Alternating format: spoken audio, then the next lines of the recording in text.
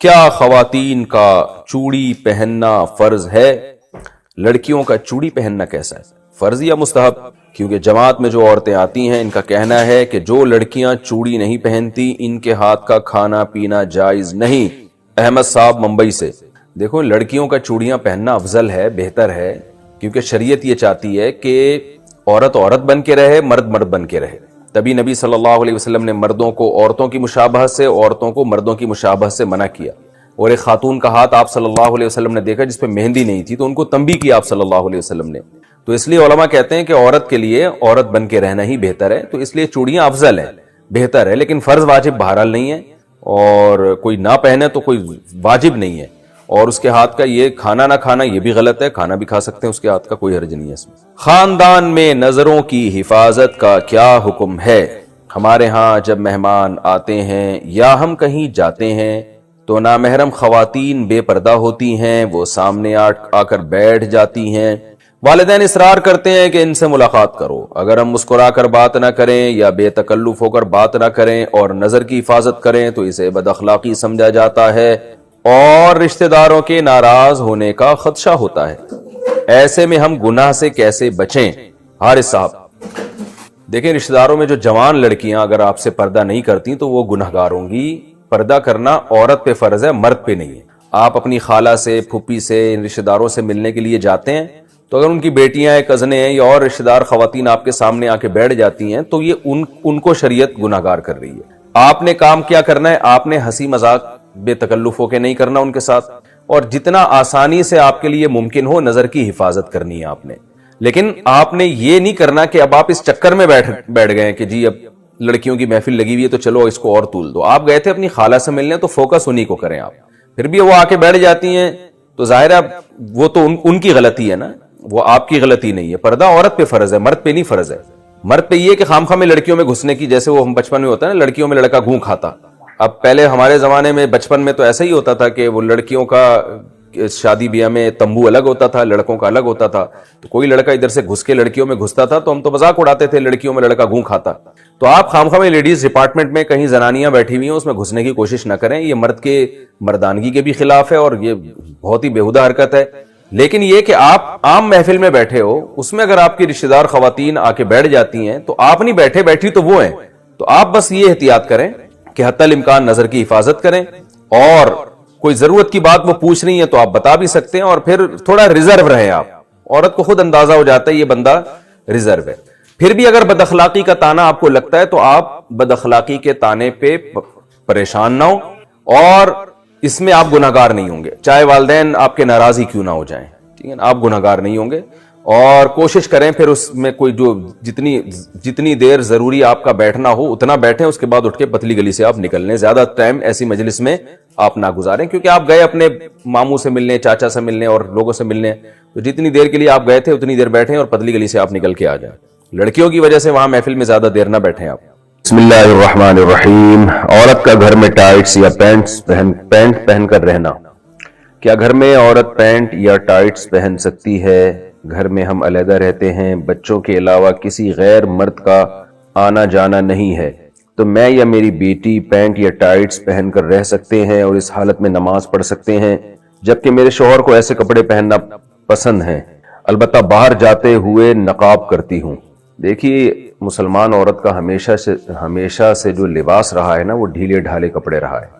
یہ جو ٹائٹس وغیرہ ہماری خواتین نے پہننا شروع کی ہیں یہ ویسٹرن کلچر ہے، غیر مسلموں کا ڈریس ہے۔ ان کے ہاں مذہبی پابندیاں نہیں ہوتی، آزاد ہوتے ہیں، بلکہ خود ڈریس کے معاملے میں ہی وہ آزاد ہیں کہ پہنے یا ادھورے لباس پہنے، ان کی مرضی ہے۔ تو مسلمانوں کا جو کلچر ہمیشہ سے رہا ہے وہ ڈھیلے ڈھالے کپڑے، خاص طور پر عورت کے بارے میں تو بہت زیادہ حیا کی تعلیم ہے اسلام میں۔ تو اس لیے وہ ڈریسنگ جو مغربی دنیا سے آ رہی ہے، ہماری مسلمان عورت کو اس سے اجتناب کرنا چاہیے۔ انسان کے ڈریس کا نا اس کے ذہن پر بہت بڑا اثر پڑتا ہے۔ تو آپ نے بتایا کہ گھر میں کوئی غیر مرد نہیں ہوتا، ٹھیک ہے، غیر مرد گھر میں نہیں ہوتا تو لیکن بچے تو ہوتے ہیں نا، تو بیٹیاں تو ہوتی ہیں، تو بیٹیاں ماں سے پھر وہ ڈریسنگ سیکھتی ہیں۔ جب غیر مرد نہیں ہے تو پردے کے وہ حکام نہیں ہیں، تو بے پردگی کا تو کوئی گناہ نہیں ہوگا، لیکن یہ کہ وہ بچیاں سیکھیں گی نا وہ ڈریس۔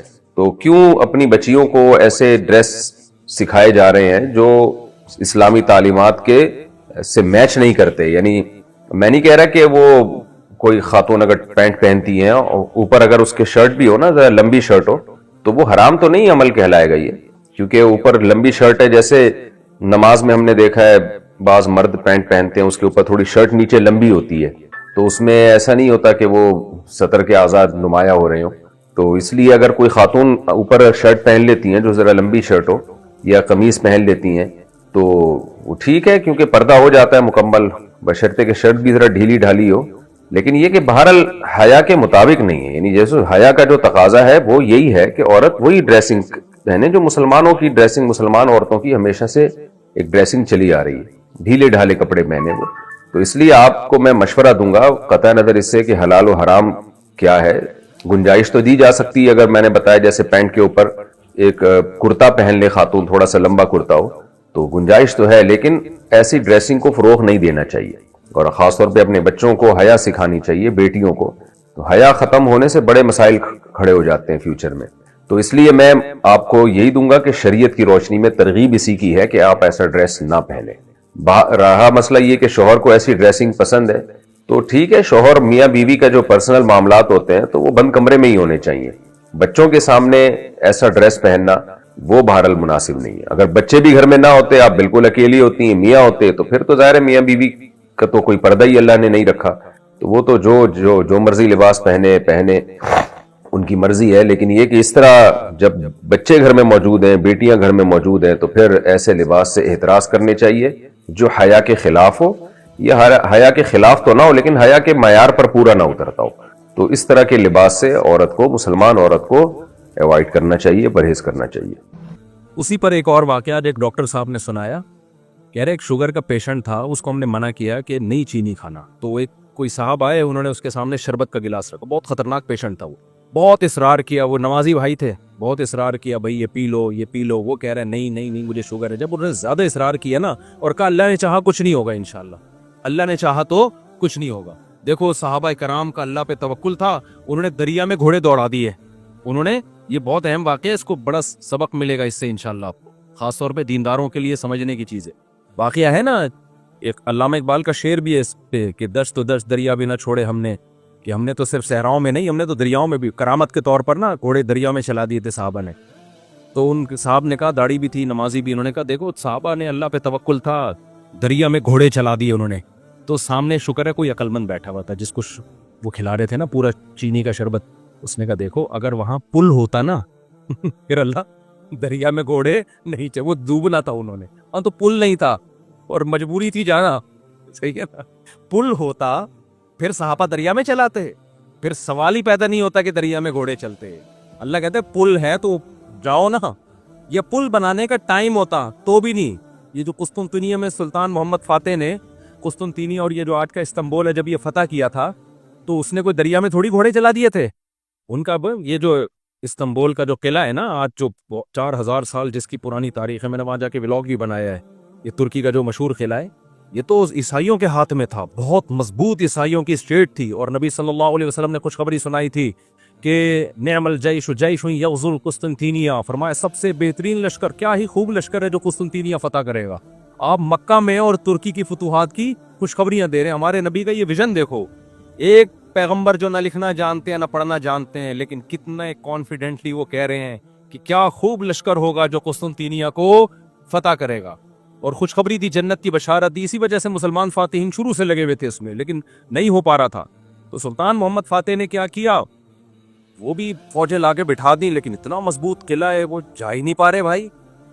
تو مشورہ ہوا. اب انہوں نے یہ نہیں کیا کہ جی ایک طرف سے سمندر ہے, وہاں بھی سمندر کٹا ہوا ہے نا, آپ میپ میں دیکھ سکتے ہیں. تو سمندر میں ہم کیا کرتے ہیں, بسم اللہ ہی اللہ بڑھ کے سمندر بھی نکل جاتے ہیں. بڑھ جانا, ڈوب جانا تھا انہوں نے, اور کیا.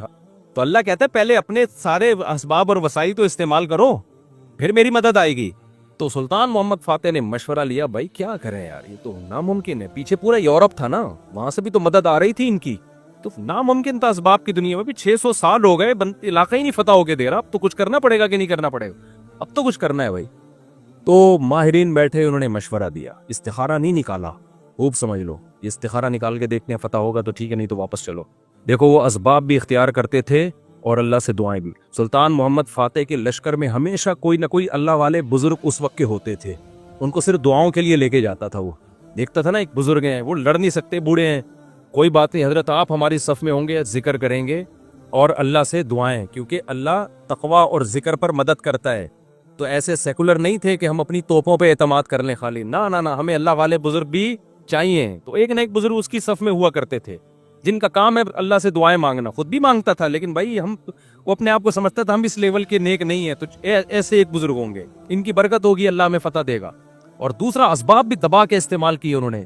سلطان محمد فاتح نے جب دیکھا نا یہ اتنا بڑا قلعہ اور اتنی چوڑی دیوار, میں نے ولاگ پہ آپ دیکھ لیں, اس میں اتنی چوڑی دیوار ہے بھائی, اس پہ تو پوری بیل گاڑیاں چلتی تھی دیوار کے اوپر, امپاسبل, ناممکن اس کو فتح کرنا. تو سلطان محمد فاتح نے بزرگ بھی رکھے اپنے پاس, اللہ بھی ہو, ذکر بھی ہو, اور پھر اپنے انجینئرز کو آرڈر دیا, دنیا کی سب سے بڑی توپ بنائی اس وقت اس قلعے کو فتح کرنے کے لیے, جس کو دیکھ کے آدمی, وہ توپ میں دیکھ کر آیا ہوں اس کا ڈیزائن, یا شاید وہی توپ رکھی ہوئی, مجھے یاد نہیں ہے.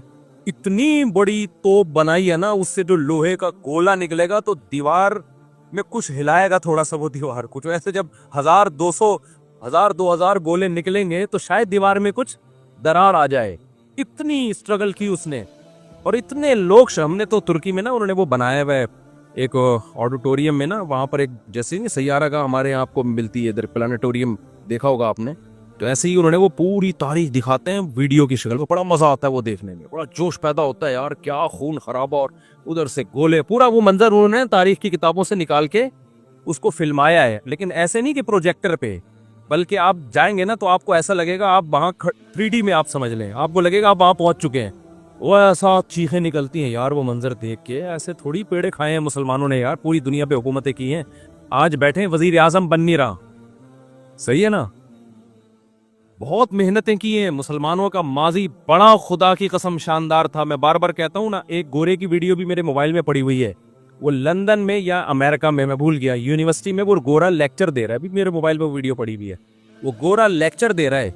گورا کہہ رہا ہے تو وہ کالا, لیکن گورا اس سینس میں کہہ رہا ہوں کہ امریکن ہے, اس سینس میں کہہ رہا ہوں, یا تو میرا خیال ہے امریکن ہے, UK کا نہیں ہے, وہ ان کا جو لب و لہجہ ہے نا وہ امریکن لب و لہجہ. وہ یونیورسٹی میں لوگوں کو بتا رہا ہے کہ ونس اپون اے ٹائم, ایک ٹائم تھا کہ آپ کو مسلم سائنٹسٹ کے علاوہ دنیا میں کوئی سائنسدان نظر ہی نہیں آتا تھا. ہر فیلڈ میں کون سا سائنٹسٹ تھا؟ مسلمان.